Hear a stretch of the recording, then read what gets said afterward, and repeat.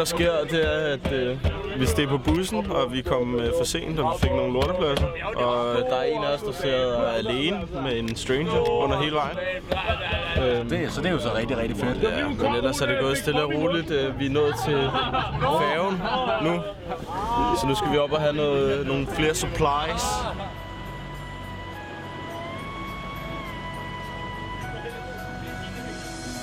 Every night.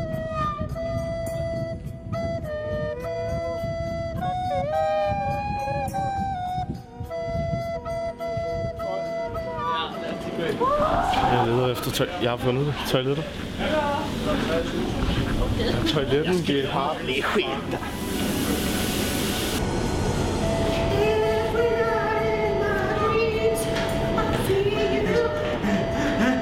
Jeg vil have min mad.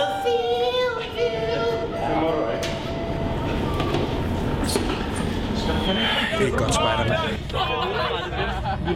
Vi ruller nu. Ja. Det der sker lige nu. Vi er på vej til VT, vi sidder i bussen. Jeg er Anders, jeg er repræsentant for Himmellev. Min marker hernede, Pelle, han er også med. Og vi er klar, og vi sidder og fester her i bussen. Hvad har vi tilbage? 20 timer eller sådan noget? Ja, og vi har fucking meget alkohol, så det er perfekt. Det er perfekt.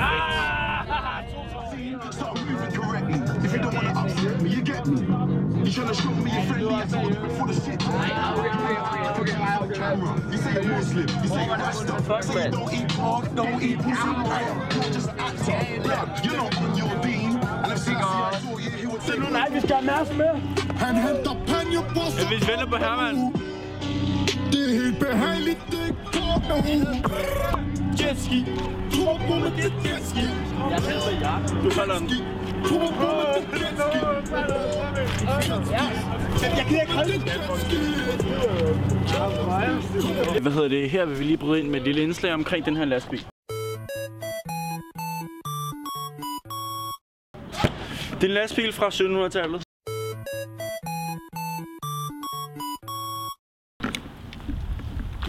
Stop! Pis på dem, pis på dem. Kan ikke gøre noget. Jeg pisser på dig. Fuck. Lad os lige finde Herman og så bare gå hen på dem alle fire. Sådan her. Klokken er 2:30, og det der sker, det er, at vi har sovet sådan nogenlunde. Jeg sad ved siden af en pige, og jeg har vågnet 2 til 3 gange, hvor jeg har ligget op ad hende. Og det er sådan rimelig akavet. Nu har vi stået inde i McDonald's i et stykke tid.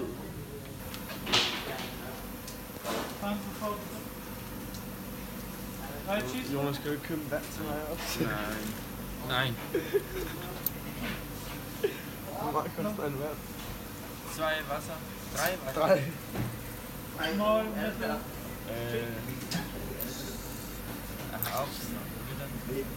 0.5.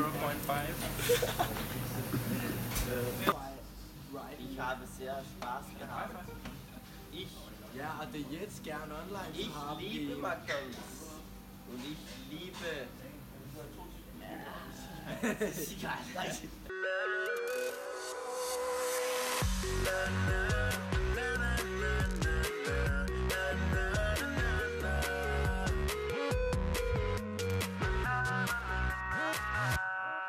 Vi er i aften i God Aften Danmark med Jonas Guldberg Madsen. Hej Jonas.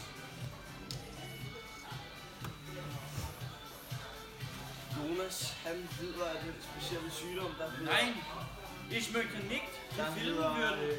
Kun tysk. Kannst du der Kamera geweckt? Ja.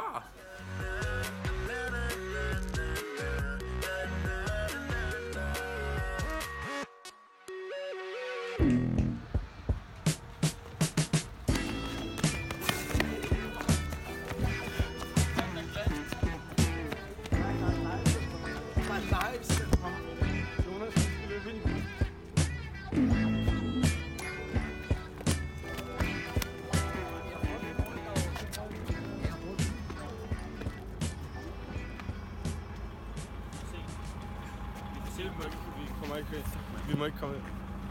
4 gange i den her gang, hvor vi bare kom for sent. Vi kan bare gå ind her nu.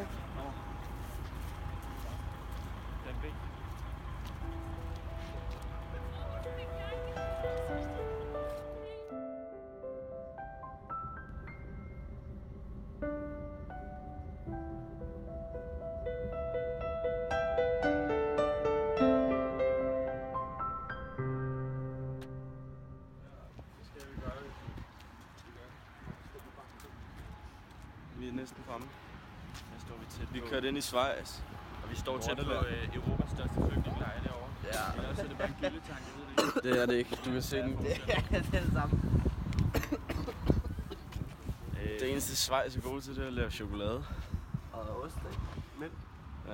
Vi har ikke set noget sne på vej herned. vi har ikke set et eneste stykke sne, at vi skal ligesom på skiferie. Så lad os køre videre. Kæft, hvor er det meget, der kører først.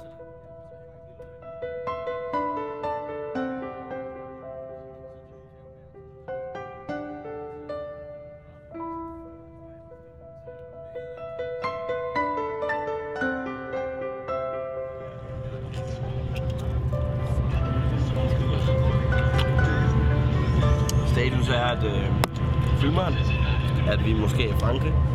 Nej, vi er i Schweiz. Du gør det, nej. Er vi stadig i Schweiz? Jeg tror, vi er Frankrig. Så er vi stadig i Schweiz. Status er det fucking pisse nederen. Og I gider ikke sidde i bus mere. Nej, det er Vi er ikke galt. tørstige, og Det er ikke så galt. vi har snart kørt i 48 timer i træk, uden nogen form for pause. Det er... Jeg tror, vi bliver nødt til at drikke vores pis. Vores eget pis. Altså bajer.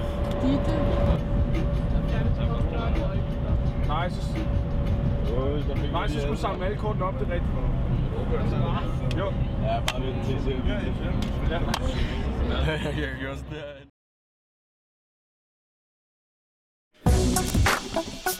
Velkommen til vores residens, Hotel Algeniche.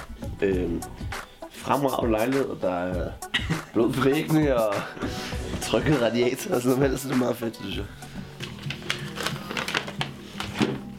Gå så sød, mand. Hold da kæft, det er stort. Nej, nu glæder mig ikke for helvede. Så kommer vi til Bank Virkelig ikke tilbage. Så kommer vi til Clarkers og Jonas. Så kommer vi sgu til Astros. Så kører vi lige ned og lægger her lidt. Hvad så? Jeg mærker, der er en rimelig stor klump i maven, der begynder at huppe sig sammen. Ikke så godt. Fuck, hvor godt under København, beskytter. Men prøv at der er fucking små børn, der står ned ad den der bakke. Det er pinligt, hvis jeg ikke kan. Du kan godt.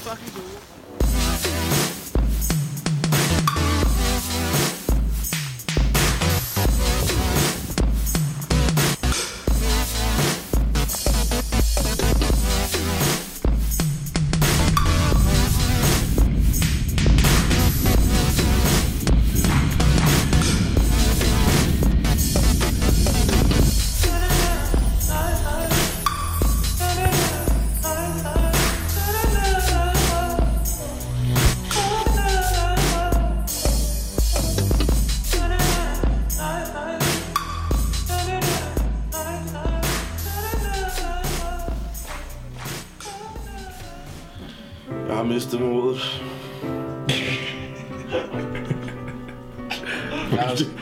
Fuck, det var deprimerende. De der arrogante franskmænd, prøver jeg er dårlig til at stå på ski. Og så fiser de forbi mig. Og så råber de et eller andet på fransk af mig. Og så bliver jeg bare stresset, og så falder jeg. Og så smadrer jeg min skulder.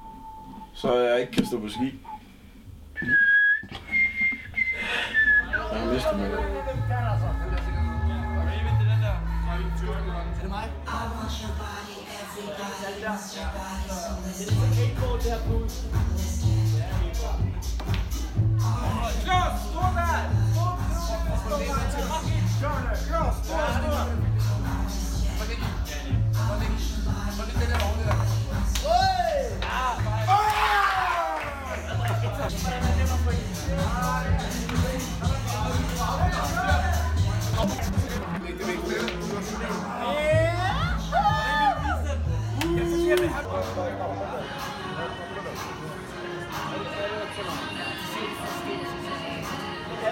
If you win, you get to choose that one.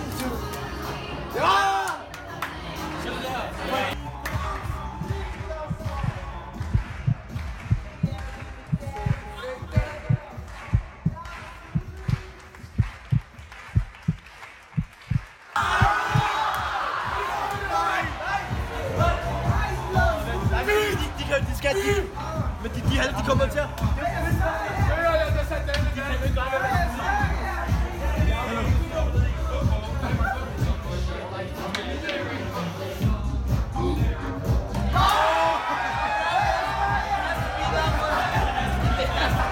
has to be.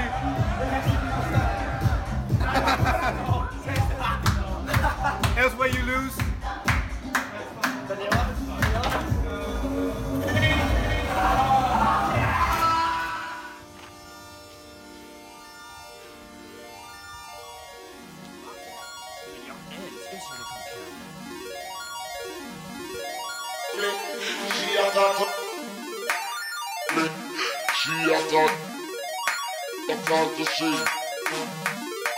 We must be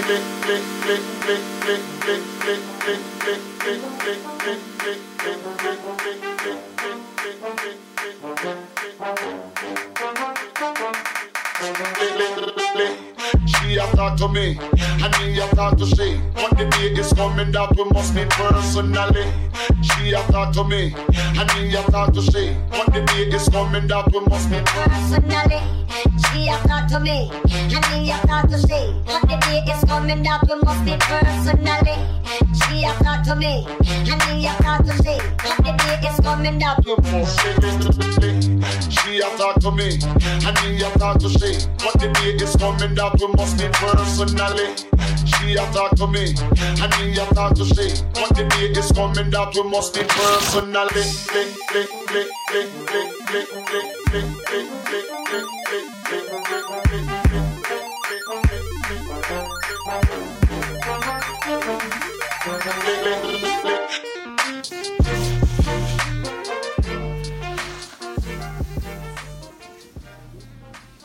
Ja, kør. Og lige nu, som vi kan se her, så er vi på børnebakken. Og det her, det er så børneliften. Den er meget behagelig, så skal man ikke sidde og slæve sit bord. Eller sit ski for den sags skyld. Og nu er vi vej op og drikke noget vand. Og måske spise noget mad. Shit, fuck, man. Hvad sker der? Ja, vi har lige bestilt mad op på toppen af bjerget. Og vi blev fucking ribbet, mand. Og det viser sig at være rigtig dyrt. Nok verdens dyreste mad, tror jeg. Men så fik man lige mayo. Gratis. Så det var godt. Men altså det eneste positive ved det, det er, at udsigten, den er bare... Den er fremragende. For mit Skal jeg bare åbne? Ja. Nej, skal du ikke filme helt afklædt? We can watch the waves, have a coke and just sit here beside me. I take a little on my heart again, so we can feel wherever you feel. Together be real, together and no one can stop me when I taste that beat.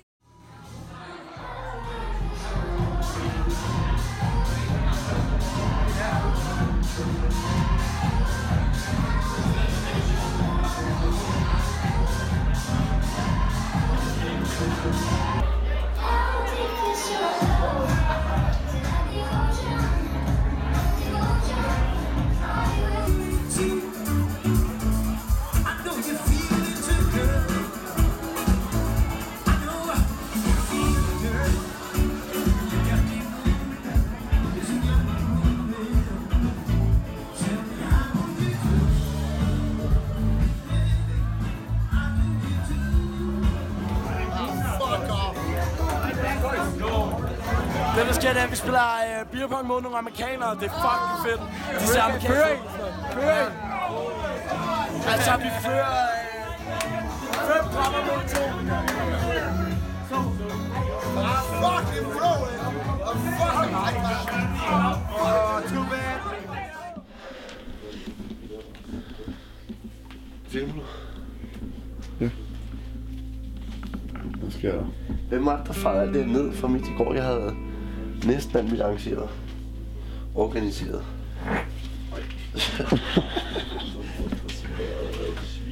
Er det hvad så? Hvad så? Jeg er fucking godt nær. Hvad er det? Laner. Der ligger sådan en klasse. Der ligger sådan en ting her. Det er dig, der har klattet i gangen. Ej, hvor lugter derude. Du må flytte. Fuck, det er en sten og en video, den her. Der ligger sådan en klasse her. Hvad? Du stod ud min veninde, mens jeg snakker ham med Sebastian. Hej. Du skal finde en bid eller sådan noget. Jeg kan faktisk godt lidt huske, tror jeg. For ikke noget. Jeg tror måske, det er brændt på. Var det ikke fucking varm? Jeg tror, det er det, fordi det, jeg har sagt noget. Det er tungt. Du var fucking ligeglad, hvad ham der Sebastian sagde. Du var fucking sur, da du kom tilbage på raven. Nej, du skal kraftedeme ikke have mere. Ja, I forstår ikke, hvor meget han har taget. Du havde spist, jeg spurgte, skal du ikke selv have en? Du vil også have lavet den kebab, jeg har fået Sebastian. Du kan jo ikke lide Sebastian. Vi er også begyndt at kalde dig for Magnus. Magnus, ja. Magnus, ja. Hej, Magnus, ja.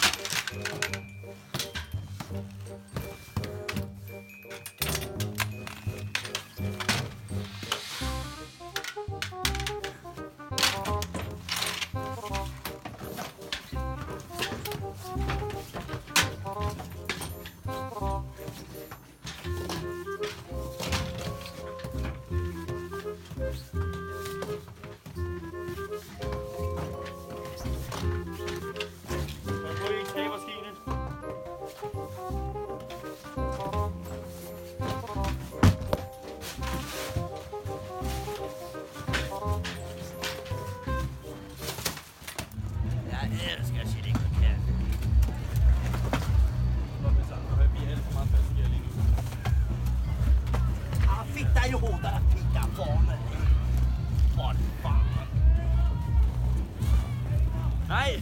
Men hvad laver I? Hallo, kom herned! Ja, herned!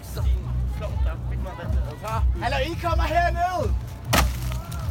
Hvad? Ja! Men kom ned og vent med os! Fint dig!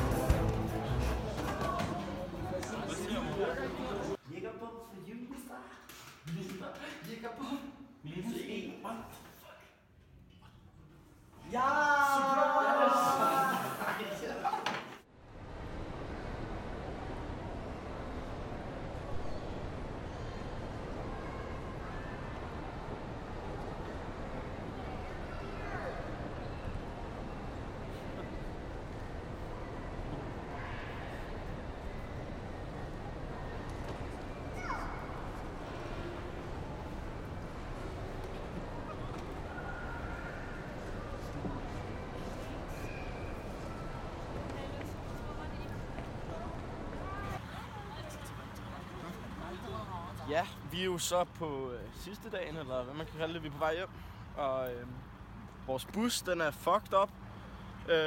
Så den er sgu til reparation. Så vi ved sgu ikke lige, hvor lang tid vi skal vente, men vi klarer os med noget alkohol, og nu får vi skæld ud. What, mister? What you say, mister? Toilet, Der mister sagt, wer das Toilett ist.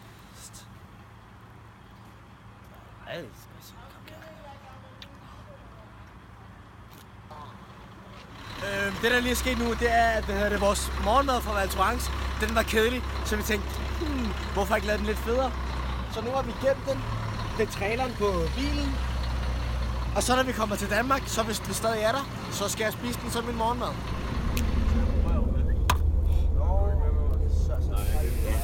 Vi er så kommet til Danmark, og Den er sgu holdt, så den skal jeg spise nu.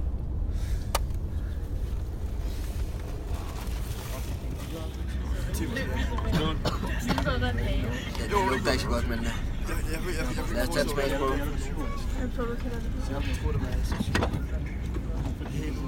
Ej, var det dårligt? Det smager sådan super. Rigtigt? Ja. Du skal spise den hele. Skal jeg spise den hele, ja? Men jeg kan jo ikke spise den hele med låget. Nej, det gider jeg ikke. Det kan jeg ikke. We've been meeting here every day. And since this is our last day together, I want to hold you just one more time. When you turn and walk away, don't look back. I want to remember you just like this. Let's just kiss and say goodbye.